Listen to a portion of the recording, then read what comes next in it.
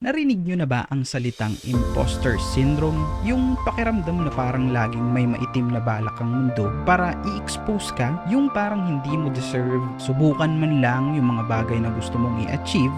Yup, that's imposter syndrome. Kadalasang nararamdaman to ng mga taong hindi sanay tumubok ng mga bagong bagay sa buhay nila. Yung mga taong komportable na sa kanilang mga maliliit na mundo with their little routines at sa mga taong tinatry, sumubok, makawala sa mga routines na yun. Katulad ko. So, you might ask, how would you overcome this?